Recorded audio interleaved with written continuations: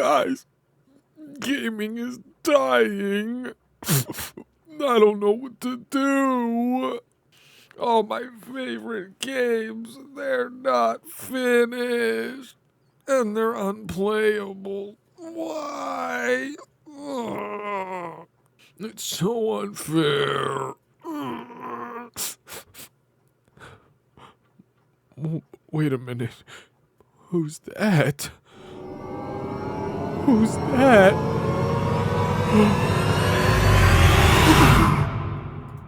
Yeah! Oh my god! Yes, kill me more! Kill me more! Guys, what the fuck is going on? These games, they're not finished. And they're half finished at best. At best. At best. Battlefield. No scoreboard? Legacy feature. Shut the fuck up! Halo Infinite. Free to play game. Live service. My ass. What's going on with that? Nothing's happened. In the past 3 months, the game's been out. If that, it's been out longer. Mid-season update. Oh, you mean make the game playable? Make Big Team Battle playable? Come on. Cyberpunk? We already know about Cyberpunk. And on top of these games not being finished, a lot of them are just uninspired. Like, look, I'm not trying to say that Call of Duty is the forefront for the most inspiring gameplay mechanics, story, and shit like that. I'm not trying to say that they're top of the line, but like Call of Duty Vanguard? What the fuck is that? In my over 10 years of playing Call of Duty, this is the first one I haven't played. Levi? That's Larry. That's not Levi. Look. Let's not detract from the point here. The original point. Games are not being finished. Why? Why? It's because of one of the 4 horsemen of the apocalypse. Money. Here we go. And it's not just money. It's a few more things too. And we're going to use examples from the games that I just brought up. We're going to use Call of Duty, as being the most blatant and obvious example of greed. And I'm really talking to Activision here. Call of Duty is one of the very few franchises that releases a game every single year. The only other games that do that are all the fucking sports game. And when you start comparing Call of Duty to a fucking sports game, you know it's bad. The sports games fucking suck. They're the same fucking thing every year. And that's how Call of Duty is becoming. But that's the thing. Call of Duty and Activision already went through this whole phase years ago. Back when Black Ops 1, Black Ops 2, Modern Warfare 3, Modern Warfare 2, back when those games came out, people were saying Call of Duty's the same thing every year, especially Modern Warfare 2 and Modern Warfare 3. It was basically the same fucking game, just with different weapons, whatever. It looked exactly the same. But they made a change to do some fucking advanced movement shit, go to the future and shit. They've already been to the past. They've done their best to innovate the game as much as they can. But their time is running out because they've already went through that whole phase. You can only innovate so much. And when you release a game every fucking year, it's gonna speed up the process of it getting stale. Look, they got lucky. The Call of Duty 2019, the new Modern Warfare, was so successful, but it was literally just a soft reboot of the fucking original Modern Warfare. So everyone was feeling nostalgic. Everyone loved the characters. The gameplay was pretty tight and crisp.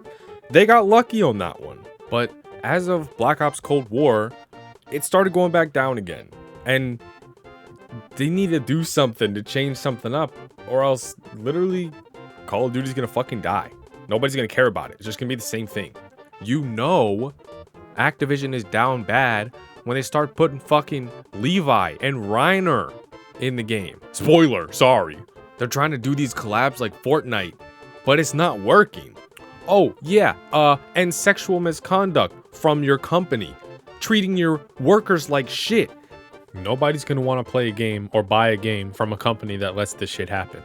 I say nobody, but literally fucking millions of people are playing it, but they're just fucking greedy. That's it. That's why they took their fucking namesake, Activision, off of the new Call of Duty game. They're like, it's an artistic decision. Yeah, bull fucking shit. You just want to take your name off so people don't associate Call of Duty with Activision. And then they're like, oh, I don't want to buy the game because Activision's, because Activision's a shitty company. I don't want to buy from them. They're like, oh, no, wait, no, this Call of Duty, it doesn't have our name on it. So you're good. You can buy it now. Please give us your money. So anyways, that's why Call of Duty is uninspired, because it keeps making money every fucking year because people don't care. They just don't. The majority of people don't care. They just want to play a fucking shooty game. And if there's a market for that kind of basic ass, just regular old shooty game, then that's totally fine. But you can't deny the sales now versus the sales years ago. Like, you can't deny the overall outlook about the game. They tried to sneak away with doing the bare minimum this time, but it didn't fucking work. I used to fucking love Call of Duty. Thousands and thousands of hours I've put into Call of Duty, but not anymore. It's just sad now. Granted, I haven't played it, but it's not interesting to me because the game looks like an uninspired cash grab.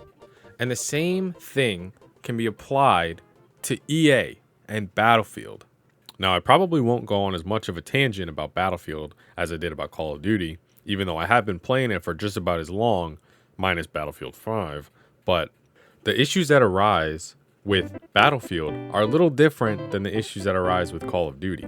At least Call of Duty Vanguard, as far as I know, is a finished working product. DICE and EA were lazy in the sense that they didn't finish the fucking game.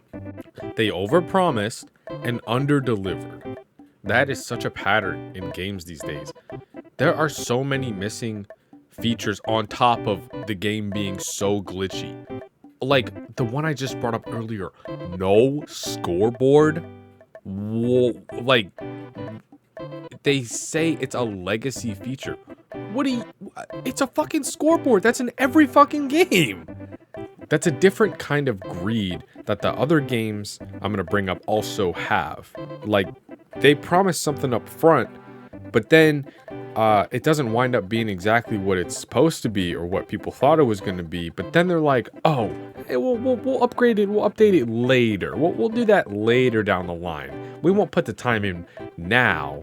We'll do that later, but we'll still ask for full price, $60 fucking for the game up front. We'll still ask for that, but you know, it's just a trust. You know, we like our customers to trust us that we're gonna upgrade the game. Yeah, that's it. Look, we made your favorite games. Look, Call of Duty, Battlefield. Look, we can do it. Just trust us with your money, please. We will use it all right. We will use it well. We just need it right now. This very moment, right now. We need it. With a lot of games, it's that straightforward. And you can tell the moral compass of a company based off their history. But something different happened with Cyberpunk. The fucking buildup of how freaking insane this game was gonna be, like, for fucking years after they made The Witcher. CD Projekt Red fucking slammed The Witcher with everyone fucking loves The Witcher, and it was in development for 7 years. The game, it's ready when it's done or some shit, when it's ready or whatever they said. Like, they had such a good reputation. They're not like EA, not like DICE, where like they were like, I don't know. CD Projekt Red was like top dog. Everyone was rooting for them, but the game clearly was unfinished. And here's the thing, right? With CD Projekt Red, this scenario was much less money driven, but it just was telling for how much they asked up front for the game to really not work. Not a lot of time was spent testing everything. But the thing was like they knew beforehand the game wasn't working on a lot of consoles, like everything, but they still shipped it out. Like, they should have really stuck with their when the game's ready, it'll release. But they didn't. That's why people got upset, is because it wasn't ready. And we trusted them, but the game just wasn't ready. Which made it seem kind of shady when they were saying, oh yeah, the game works fine on the older consoles. It made it seem like some of that greed kind of came through there and really got under people's skin, under my skin too. And that's how it's somewhat similar to Battlefield, where it's like they wanted to hide it. They didn't tell us that it was busted up front. They wanted our money so they could later then fix it. The difference between this game and Battlefield 2042, however, is there's content in Cyberpunk. Like, the content is there. Like, it is a huge game. There might have been some cut things, sure, but as the game stood when it first came out, all the content was there. It just wasn't playable because it was so glitchy and it was so bugged. We put our trust into CD Projekt Red, and they didn't deliver as well as we expected them to. And now their reputation has been tarnished. Are they still a great company? Absolutely. Oh, absolutely. But it'll never be the same because of this. It'll never be the same. Now, this final example is the exact reason I wanted to make this fucking video. I'm going to talk about Halo Infinite. 343 literally fucking 360 Christ Air stuck the landing when this game first came out. Sure, there were a couple issues. Sure, there were a few bugs here and there, but the game was fun. In my rally review, I gave it a 7.5 out of 10 for the multiplayer. And then when the campaign came out a month later, the game was good. But it's what eventually came up months down the line. Or I guess what never came about. There was like 1-2 game modes they added. SWAT, which was, I think should have been there from the beginning. And Fiesta.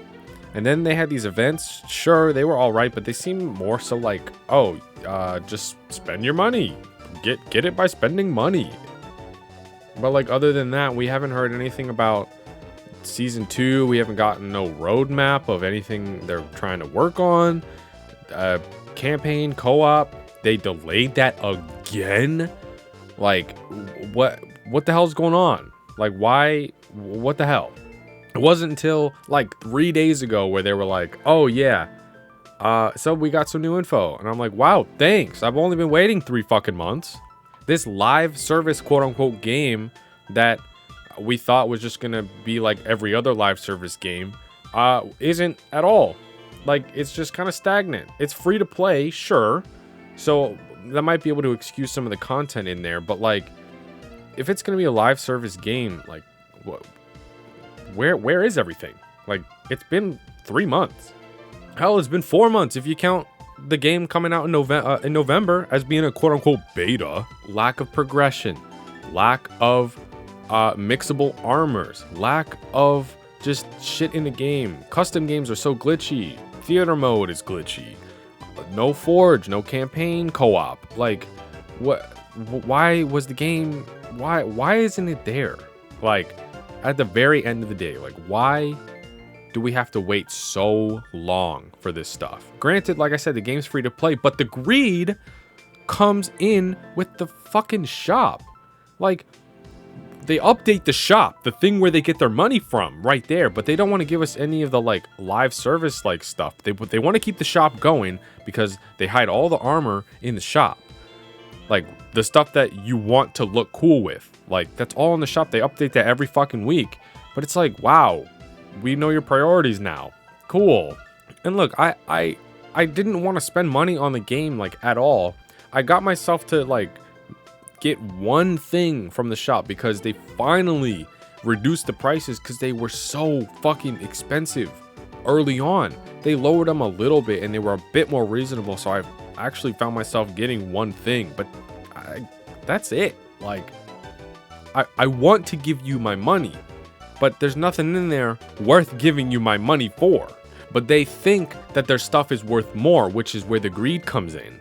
Like, I don't know all the details, if it's, 343 or if it's Microsoft, and, for all 3 of these games that I've been talking about, or all 4 of them rather, a lot of their issues came from COVID, and I understand that, like, I totally understand that to a certain degree, but it's starting to become time that we can't use COVID as an excuse anymore when we have games like Elden Ring, a completely finished, beautiful, wonderful experience that I will be making a review on. So stay tuned. Might be a little while, but stay tuned. Trust. You just need to trust me, all right? But just the state of gaming in general just makes me sad.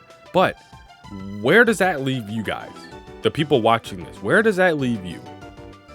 You know, I just kind of went on a rant about how these games suck, and that, now what?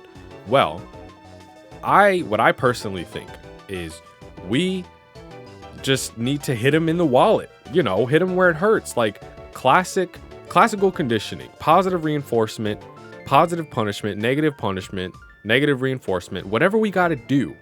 If a company like DICE, like Activision, or like, you know, like them, they put out a shitty product, don't fucking buy it as much as you want to buy it, because it's a game franchise you love so much. You just can't give them your money, because that's what they want. But when you don't give them your money, that's telling them they need to do stuff better. That's where you need to do it. You know, with Halo Infinite, I wound up buying something in the shop because that was only after they had started changing their prices. I want to give them that positive reinforcement. But with other games, you got to give them that negative punishment. But we need to be praising games like Elden Ring and praising From Software. They never miss. There's such a reputation with their games and their company that we just trust them, and they're gonna put out bangers because they haven't not. And that's what game companies need to strive to be like. They need to build trust with their audience and not fill their fucking game with a bunch of cash grab shit like fucking Assassin's Creed, like Halo Infinite was at the beginning, like a bunch of microtransactions that'll just grab your money real quick. If they invested the time that they put into microtransactions and put it into the actual fucking game like Elden Ring that has literally no microtransactions at all. It's a full price game, but it's worth it. If they put that energy into the game, maybe they'd make a couple dollars. So where does that leave you and where does that leave me? For me, I am one person. So what difference do I make? But if you have that mindset, people will never be able to make a difference. We just have to do your part. And that's what I'm doing right now by making this video, just making people more aware that we need to be positively reinforcing these companies to do good and punishing these companies for doing bad. Especially if you're companies like Activision, who are sexually assaulting their coworkers and their workers and their employees. Like that. No. Like, oh my goodness. Like, we need to, like, I'm speechless about that, man. I know it's a bit of old news at this point, but like, come on. We need to punish companies like Activision who are doing bad stuff and praise companies like From Software who are thriving. They're doing so successful because they don't bend to the trends. They know what they're good at, and they have their own way of doing it, and they just have their fucking cocks out for everyone to look at. But this is the end of the video. Thank you guys for watching. We're trying something a little different now, but we're still gonna have our big videos. Like, for example, my Elden Ring review is gonna be fucking huge. Like, I guarantee that. I have another couple videos down the pipeline I'm thinking about doing. I think what I'll do is I'll just have shorter videos more often so I can just get more content out there. But then the longer videos, the essays, they'll still be in the works, don't worry. But we're trying something new for now. Thank you guys for sticking to the end of the video this far. It means a whole lot. And I hope to see you guys back in the next video. And that's it. Your boy Clambo is out of here. See ya.